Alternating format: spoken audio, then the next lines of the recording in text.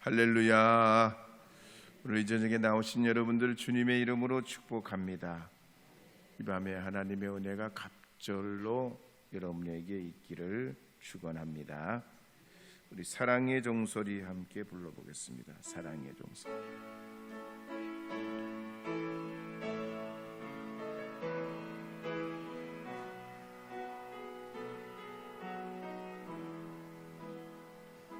주께 두 손 모아 비나니 크신 종 베푸사 밝아오는 이 아침을 번히 비춰주소서.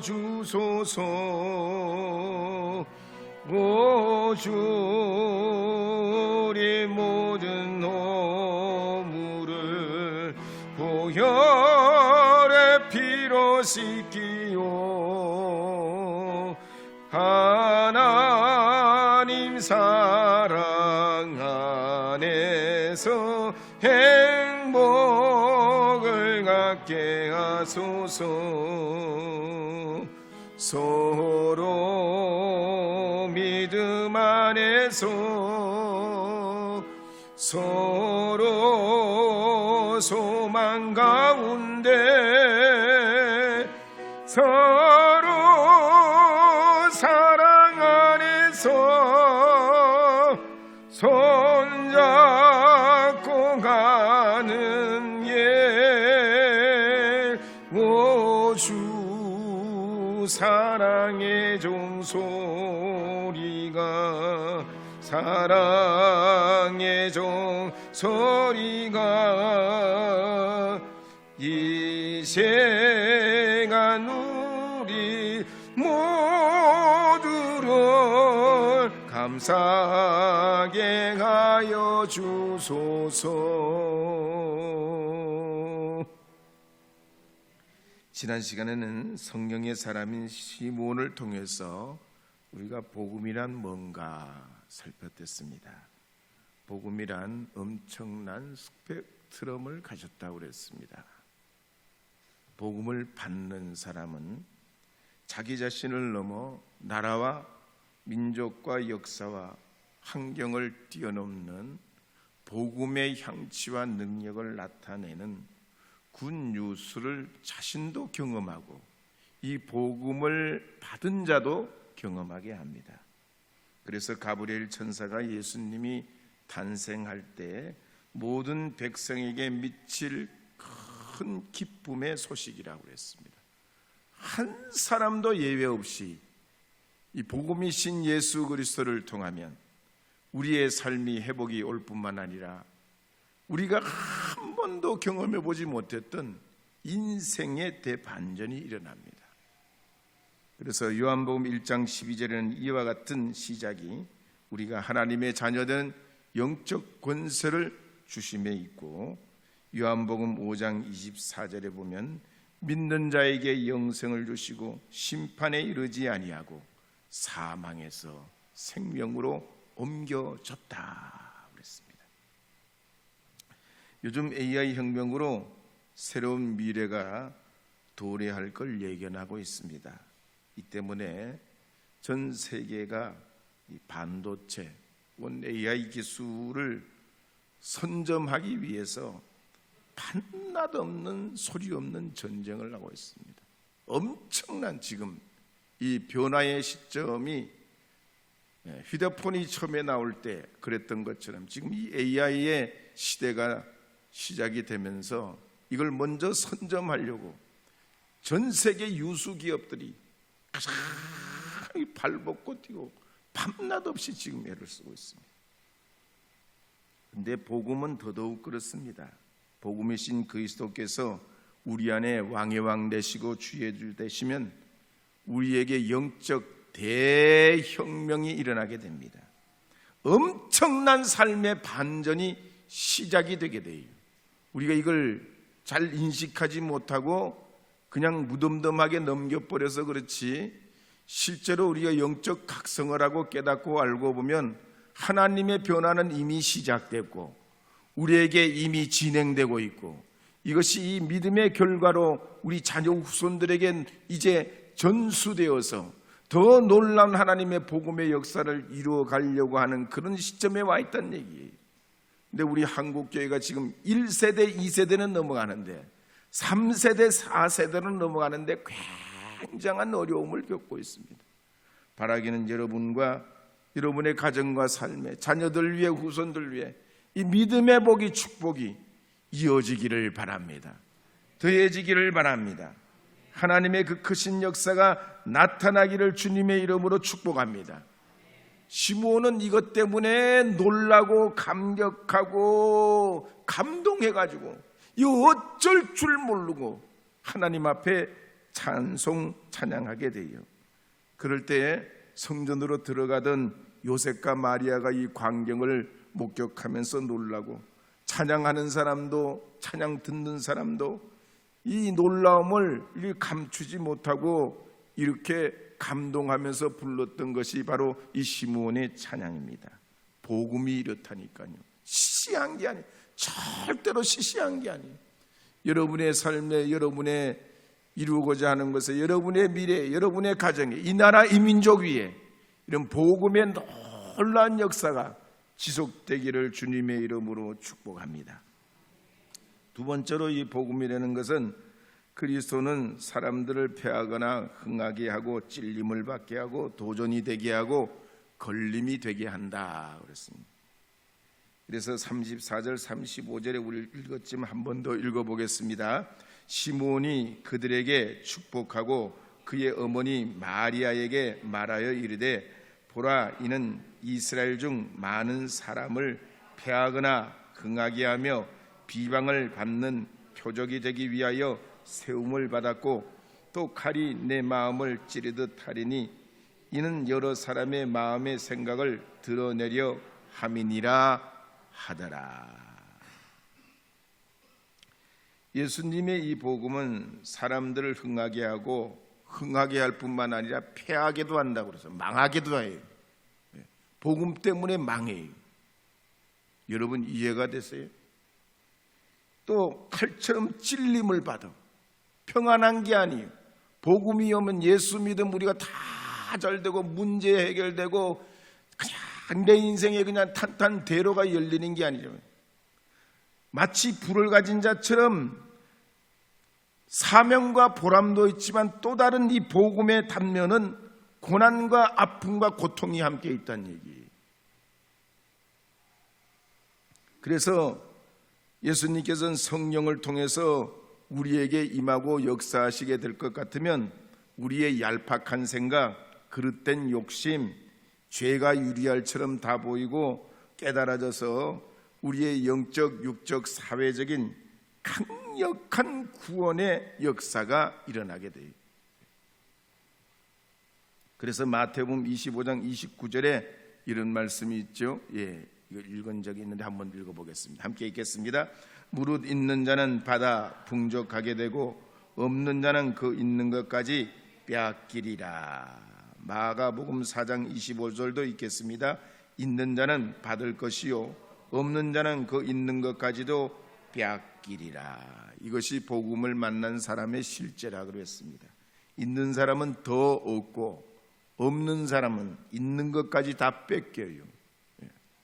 그래서 참 복음이신 그리스도를 통해서 살게 되면 믿음 있는 사람은 더 큰 믿음을 갖게 되지만 믿음 없는 사람은 있는 믿음도 탈탈 다 털린다고 그랬어요. 이게 복음의 역동성이에요. 이게 복음의 은혜의 역사예요. 그래서 구약의 모세나 요나 선지자의 이야기를 지난 시간에도 했습니다. 하나님의 임재가 있기 전에는 그걸 몰라요. 주의 말씀이 임하기 전에는 이런 경험이 없어요. 그런데 주님을 만나는 과정을 통해서 자기 인격, 기질 이게 다 들통이 납니다. 예수님 안에 감출 수가 없어요. 치졸하고 비겁하고 또 도망자 같은 꼬리 감추는 우리 인생들이 다 예수님 안에서 주님 통해서 복음을 만나면 내 자신의 그런 것들이 다 드러나는 게 정상이에요. 그래서 내가 있다고 했던 믿음도 가지고 있던 용기도 뭐가 대단한 것 같은데 주님 앞에 서면 아무것도 아니에요. 빈 깡통 빈 껍데기란 얘기죠. 그래서 주님 앞에 서면 우리가 어떻게 되나, 주님이 오히려 우리의 걸림이 돼요. 함정이 되고 올무가 되고 주님 때문에 오히려 우리가 자빠져요. 여지없이 무너지는 거. 이건 12제자들의 신앙의 성장 과정을 봐도 다 그렇게 그 과정을 통해서 하나하나 변해갑니다. 그래서 그런 다음에 주님께서는 우리를 주님의 거룩한 터 위에 새롭게 건축하셔서 더 풍성한 은혜를 얻도록 해서 말하는 대로, 마음 먹는 대로, 생각하는 대로, 믿는 대로, 심는 대로 복을 받게 하여 주시는 줄 믿으시기 바랍니다. 왜 그렇게 해요? 그래서 큰 믿음의 사람 키워서 수많은 사람들이 이 복음의 은혜 아래 주님의 그 풍성한 은혜로 더불어 살아가도록 우리에게 사명 주시고 은혜 주시기를 원하시기 때문인 줄 믿으시기 바랍니다. 오늘 이 밤에도 주님의 복음을 통한 하나님의 큰 역사가 여러분에게 계속 지속되기를 주의 이름으로 축복하면서 문드라 머리 들어라 한번 불러보도록 하겠습니다.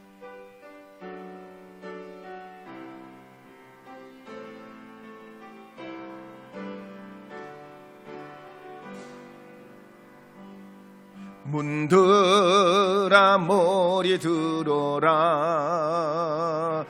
돌릴지어다 영원한 문드라 영광의 왕 들어가시도록 영광의 왕 들어가신다. 영광의 왕이시요 강하고 능하신 주로다. 전쟁에 능하신 주시라. 다 찬양 위대하신 왕. 문드라 문드라 문드라 머리 들어라. 들릴지어다 영원한 문드라. 영광의 왕 들어가시도록 영광의 왕 들어가신다. 영광의 왕이시뇨 강하고 능하신 주로다. 전쟁에 능하신 주시나. 다 찬양 위대하신 왕. 영광의 왕이시뇨 강하고 능하신 주로다. 전쟁에 능하신 주시나. 다 찬양 위대하신 왕. 왕께 만세 왕께 만세 왕께 만세. 당신은 영광의 왕이라. 다 찬양 위대하신 왕께 만세 왕께 만세 왕께 만세 왕께 만세. 당신은 영광의 왕이라. 다 찬양 위대하신 왕. 한편 시몬은 이 찬송을 마치고 마리아와 요셉을 축복하게 됩니다. 그리고 장차 그들이 예수님 때문에 받을 고통에 대해서 예언하게 됐지요. 그래서 마태복음 10장 34절에서 36절에 보면 이렇게 기록한 말씀이 나옵니다. 함께 읽어보도록 하겠습니다. 마태복음 10장 34절에서 36절입니다. 제가 읽도록 하겠습니다. 내가 세상에 화평을 주러 온 줄로 생각하지 말라. 화평이 아니요 검을 주러 왔노라. 내가 온 것은 사람이 그 아버지와 딸이 어머니와 며느리가 시어머니와 불화하게 하려 함이니 사람의 원수가 자기 집안 식구리라. 이것은 예수님 때문에 겪게 되는 갈등의 나쁜 쪽을 강조하는 게 아니라, 복음 때문에 우리가 서로 반목하며 그렇게 지내려는 게 아니라, 이 복음은 갈등이 목표가 아니에요. 복음의 목표는 화해요, 십자가 사랑이에요. 근데 이 과정이 갈등의 과정이 있다는 얘기입니다. 그래서 죄와 싸우고 악과 싸우고 가난과 싸우고 불의와 싸우고 저주와 질병과 싸우면 이 싸우는 과정에 이런 갈등의 과정이 있다는 얘기입니다. 이걸 이겨내야 된다는 얘기예요.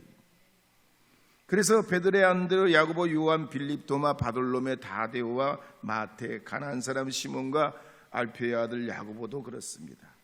그들이 다 어부 출신에서 바닥에 있던 사람들이, 이 사람들이 이스라엘 사회의 영적 기둥이 되는 그 과정을 보면 그냥 한 번에 된 게 아니죠. 정말 주님 앞에 얼굴도 못 들 정도로 배반자 배신자의 길을 걷고 자신들의 삶에서 주님 앞에 면목에 서지 않는 그런 제자의 그릇된 길을 갔던 것을 볼 수가 있습니다. 심지어 말이요, 가룟 유다는 예수님 맞에 팔아먹는 그런 제자가 됐지 않습니까? 그렇지만 그들이 거듭나고 예수님 안에서 주님을 다시 복음을 이해하면서 어떻게 됩니까? 베드로는 거꾸로 십자가에 매달려 순교하고, 안드레는 저 소아시아에서 복음을 전하다가 역시 순교를 당합니다. 야고보도 마찬가지입니다. 아그리파 왕 앞에 최초로 제자 중에 참수형을 당해요. 사도 요한은 저 밤모섬으로 유배돼서 평생을 그렇게 보내고요. 빌립은 소아시아 부르기아에서 복음을 전하다가 기둥에서 매여서 순교당합니다. 바돌로메는 아르메니아에 가서 복음을 전가하다가 거꾸로 십자가에 매달려 순교하고, 도마는 회심한 다음에 파르티아와 인도에서 복음을 전하다가 창에 맞아 순교합니다. 마태도 회심한 다음에 에디오피아로 가서 복음 전하다가 참수형을 당하고, 알페의 아들 야고보는 성전 꼭대기에서 밀어 떨어뜨려 순교하게 됩니다.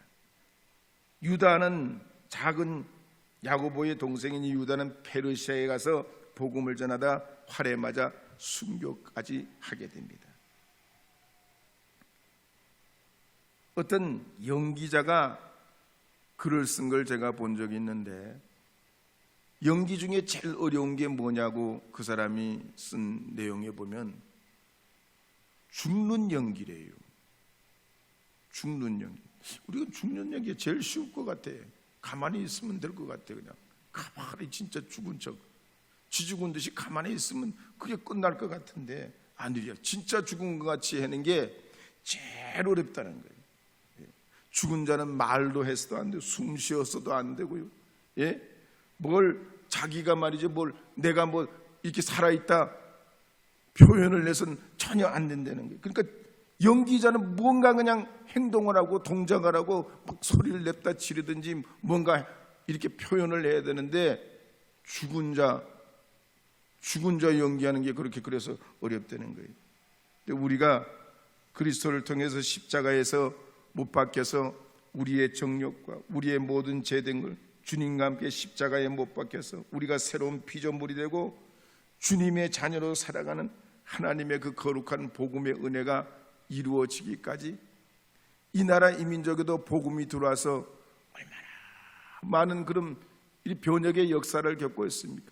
지금 코로나 이후에 우리 한국교회가 어려움 여러 가지 이런 거 당하지만 이것도 다 복음의 과정입니다. 그렇지만 우리가 지난날 보면 문명퇴치 운동을 하고 빈곤퇴치 운동하고 도박, 금주, 금연 퇴치 운동을 하고 신분 차별하고 미신은 물러가게 하고, 이런 복음의 은혜로 이 나라 이 민족이 눈이 떠지고 문명이 새로워지고 사람들을 존중하는 문화가 생기고 차별이 없어지는 그런 문화로 변화되게 된 겁니다. 그래서 주님의 복음의 역사는 너무나 놀랍고 놀라운 하나님의 역사인 줄 우리가 믿고, 이 믿음의 은혜 아래 여러분들이 더 풍성한 삶을 살기 위해 오직 그리스도의 은혜로 이루어 살아가려 할 때, 하나님이 더 지금도 놀란 은혜 가운데 있지만 더 위대하고 놀란 하나님의 역사를 통해서 이루어가게 하여 주실 줄로 믿습니다. 네덜란드와 영국의 합작 정유회사에 로열 더치 셀이라는 그룹이 있습니다. 근데 여러분이 아마 이 회사의 문양을 보면 금방 알아차리실 텐데요. 이름은 로열 더치 셀이라는 그룹인데, 이 회사는 원유 탐사를 하고 석유 제품을 생산하고 가스, 석탄이나 화학 대체 에너지를 개발해 하는 일에 이제 전념하고 있는데, 전 세계 윤활유를 8.4%를 유통하고 있는 회사예요. 그러니까 전 세계 기름의 8.4%니까 얼마나 대단한 거겠어요. 근데 이 회사의 창업자가 누구냐면 마커스 셰무엘이라는 사람입니다. 마커스는 1853년에 런던에서 가난한 집에 11형제 중에 10번째 아들로 태어나요. 아버지는 손수레를 끌고 런던 뒷골목에서 자파를 파는 유대인 행상이었습니다. 그래서 마커스 집은 늘 어렵고 힘들었어요. 먹고 사는 게 너무 힘들었습니다. 근데 아버지는 자녀들을 간간히 모아놓고 항상 이런 얘기를 했다고 그래요. 너희들은 언제든지 남들이 보는 거 그거 보고 믿고 그렇게 살지 말어. 남들과 다르게 살아야 돼. 남들과 다르게 살아야 성공할 수 있어. 남들과는 다르게 살으라는 얘기예요. 그럼 아빠, 우리가 뭘 보고 살아야 돼요? 아니, 뭘 믿어야 돼요? 남들이 보는 것 말고 다르게 살으라는데 뭘 보고, 아니 남들이 못 보는 걸 우리가 어떻게, 남들도 못 보는데 우리가 어떻게 봐요? 그러니까 이 아빠가 하는 얘기가, 남들이 못 보고 남들이 모르는 걸 어떻게 아냐면 꿈을 가지면 돼. 꿈을 가지면 돼. 무엇을 하면 돼. 자기 자신을 사랑하고 세상을 사랑할 줄 아는 사람이 되면 성공할 수 있어. 꿈을 가지고 그렇게 되면 돼. 하나님 주신 꿈 가지고 살면 돼. 아빠가 시시때때로 자녀들에게 이런 얘기를, 가난한데 말이죠, 남들이 보는 거 보지 말고 남들이 못 보는 꿈을 가지고 살라는 거예요. 근데 이 마커스가 19살이 됐을 때 어느 날 아버지가 이 마커스를 부르더니 배표를 하나 내밀더라는 거예요. 그때는 비행기가 없으니까요. 배표를 내밀어. 근데 배를, 이게 어디로 가는 배냐면, 런던에 이 사람들이 살고 있는데 어디로 가느냐면 저 아시아로 가는 배를 타고 가라는 거예요. 배표를 끊어가지고, 한 장을 끊어가지고 이 아들, 19살 난 이 아들에게 혼자 말이에요. 혼자. 얼마나 이 당황스러워요. 아무리 19살 남자아이라고 그래도 한 번도 가본 적이 없고 누가 친척도 있는 것도 아니고 오래는 사람도 없는데, 그 배표 끊어가지고 어떻게 될 줄 알고 그 바다를 건너간다는 겁니까? 아버지, 이게 뭐예요? 나 갈 자신이 없어요. 아니야. 너 지금부터 내 말 잘 들어야 돼. 아빠가 준 이 배표는 3등 칸밖에 안 돼. 그렇지만 이 배표는 아빠가 번 돈의 일부를 가지고 산 거야. 그리고 이 표를 가지고 가서 네가 어떻게든 그 아시아에 가서 뭔가를 찾아내야 우리 가족이 살 수 있어. 네가 가서 꼭 가서 이리저리 찾아보고 우리가 장사할 수 있는 거, 우리가 먹고 살 수 있는 거, 그걸 찾아봐. 네가 우리 가족의 희망이야. 네가 우리 가족의 희망이야. 그렇게 이 아들을 말이죠, 신신당부하고 다짐을 시켜가지고, 그래서 이 아들을 배를 타고 아시아를 보냈다는 거 아니에요. 이 마커스가 아버지 말대로 배를 타고 인도를 거쳐서 싱가포르를 거치고 저 필리핀 그리고 태국, 홍콩, 중국을 거쳐가지고 일본의 요코하마로 들어갔습니다. 이 마커스가 일본 난생 처음 일본 가보니 일본이 얼마나 낯설고 너무나 생소해요. 가족도 없고 친구도 없고 무슨 일이 있으면 돈 빌릴 데도 없어요.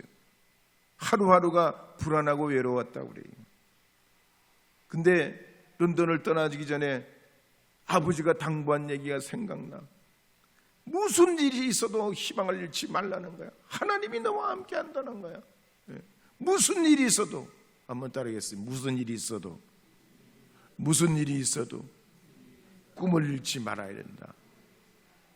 그렇게 아버지가 신신당부한 거야. 그래서 힘들고 어려울 때마다 다짐하고 또 다짐. 난 반드시 여기서 기회를 잡아야 돼. 우리 가족이 날 기다리고 하나님이 내 기도를 들어주실 거야. 하나님이 나와 함께 하실 거야. 나를 요셉처럼 보내셨으니 하나님이 나를 들어쓰실 거야. 그렇게 수없이 반복하고 자기를 두둔하면서 정처 없이 이 요코하마를 돌아다닙니다. 그러던 날 어느 날 눈이 번쩍 뜨이는 일이 생겨요. 뭐냐면 요코하마의 쇼난이라는 해변가에 어부들이 조개를 잡는 거예요. 조개를 잡으면 어떡하냐? 조개의 내용물만 딱 채취를 하고 조개 껍데기는 내버리는 거야. 이 마커스가 보니까 조개 껍질이 너무 이뻐. 조개 속보다 조개 껍질이 너무 이뻐. 그래가지고 이 조개 껍데기를 가지고 뭘 할 수 있는 게 없을까? 그렇게 기도하고 생각하고 하나님 앞에 기도하는데 아이디어가 떠올랐어요. 이 조개 껍질을 다 수집해가지고 거기에다가 문양을 새겨놓고 그 다음에 이걸로 예쁜 상자를 만들면 어떨까? 그래서 이걸 만들어가지고 틈틈이 만들어가지고 런던에 계신 아버지께 붙여드렸어요. 그랬더니 아버지가 아들이 보낸 물건을 보고 손수레에 말이죠. 이걸 싣고 아버지가 손수레 싣고 행상을 하는 분이니까 여기저기 팔러 다녔습니다. 그랬더니 런던 사람들이 이게 어디서 났냐는 거야. 저 일본에서 먼 곳에서 저 동양에서 가져온 거라고. 이 조개 껍질 봐 얼마나 예쁘냐고. 색깔도 예쁘고 상자도 예쁘고 이래가지고요 이게 대박이 났어요. 예? 대박이 났어요. 그래가지고 이분들이 말이에요 좀 더 큰 가게를 하고 좀 더 큰 가게를 하고 더 큰 가게를 하고 대형 전문점을 나중에 하게 됐습니다. 근데 그걸로만 가지고 안 되는 거예요. 그게 어느 날 어느 때가 되니까 더 이상 물건이 그 정도밖에 안 되고 점점 더 안 팔리는 거예요. 그래서 마커스가 생각을 해서 어떻게 해야 먹고 사냐? 어떻게 해서 우리가 잘 사냐? 하나님 지혜를 주세요. 하나님 지혜를 주세요. 한번 따라해요. 하나님 지혜를 주세요. 하나님 능력을 주세요. 이 마커스가 하나님 앞에 기도하고 그렇게 지혜를 구하고 능력을 구할 때 그때는 일본이나 중국이 다 연료를 나무를 가지고 뗐다는 거야. 장작을 패가지고. 근데 말이죠 유럽이나 잘 사는 선진국 나라에서는 뭐냐 석유로 등불을 켜고 말이죠 연료로 뗐다는 거예요. 그래서 석유를 일본으로 그쪽으로 동양으로 수입해서 파는 일을 하려고 해요. 근데 문제가 뭐냐면 선주들이 이 기름을 안 실어주는 거예요. 안 실어줘. 왜? 기름 실으면 그거 어디다 실어요? 배 밑창에 실으면 기름때가 묻으면 벗겨지질 않지.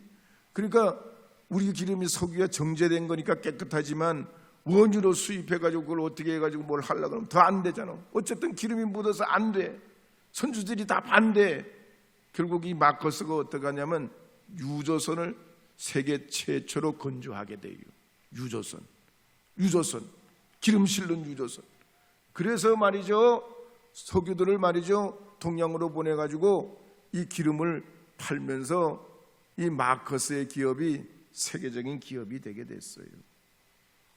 마커스뿐만 아닙니다. 위대한 삶을 살아가는 사람들은 주님의 그 거룩한 복음과 말씀 앞에서 도전하고 주님의 은혜로 이루고 또 도전하고 주님의 그 지혜를 구하고 그 능력을 믿고 또 나가고 또 나가고 또 나가서 왕이신 그리스도를 통해서 주님이 우리 삶을 경영하실 줄 믿고 그들의 삶을 경영한 것을 볼 수가 있습니다.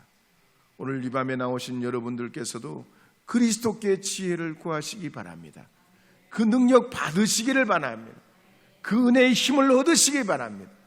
주님이 여러분의 삶의 문을 열으시고 복의 복을 주셔서 가난했던 이 마커스가 세계적인 거부가 되고 하나님의 위대한 쓰임 받게 된 사람처럼 여러분도 우리 시대 이 시대에 하나님 들어서시려고 불러주시고 역사해 주시고 택해 주시고 또 이루어 쓰시는 줄 믿으시고 여러분이 믿음 안에서 승리하는 하나님의 자녀들 되시기를 주님의 이름으로 축복합니다.